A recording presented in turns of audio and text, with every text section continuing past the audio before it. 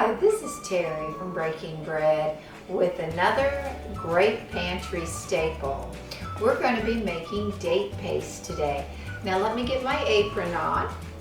My apron today has little kitties on it. Reminds me of my little kitty Luna. Now with date paste you can do a lot of things with that date paste. You can use it for sweeteners and breads, cakes. You can use it for fillings in different types of pastries or pies that you might make. My favorite is a little hazelnut thumbprint cookie, and I'll use the date paste as a filling in that cookie.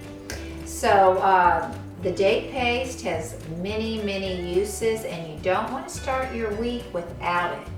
Now we are going to take 2 cups pitted unsweetened dates, and we're going to put them in a little pan here, and then we're going to take 3 cups water and we're going to add that.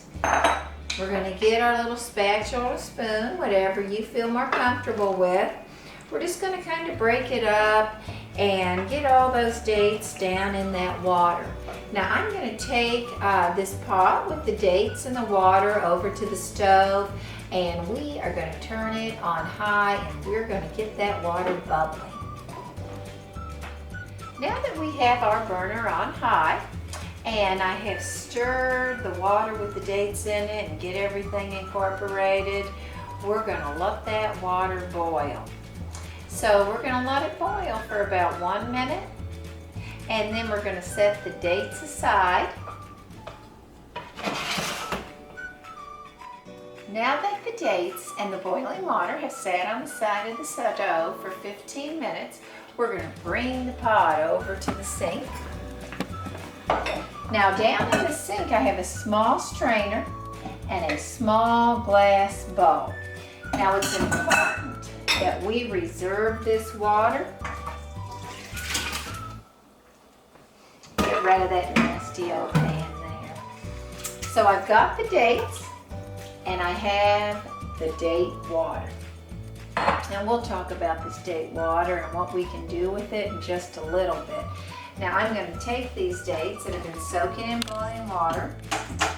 Wow, that's a little messy. And we're going to just push them right on down into this little mini food processor. I find that a miniature food processor seems to work a lot better than a bigger one. So we've got them all pressed down, and I've got the lid on here. And the first thing we're going to do is we're going to put it on chop, and then we're just going to pulse. Then we're going to flip it over to puree, and we're going to puree a little bit, and then we're going to push it down in there. Get it down in there. Try to incorporate that down by the blade a little. Put that lid back on it again.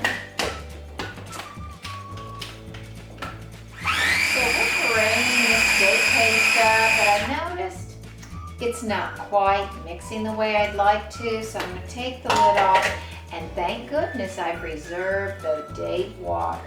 So we're just going to pour a little bit of that down in there just to soften things up a bit. And put the lid back on there, and we're going to puree some more. We want a nice, smooth date paste that can be used for fillings or sweeteners. So we're pureeing this date paste, mix with a little more date water. I'm going to shut it off. I'm going to take a look. And yes, it is nice and smooth and creamy. Just look at that.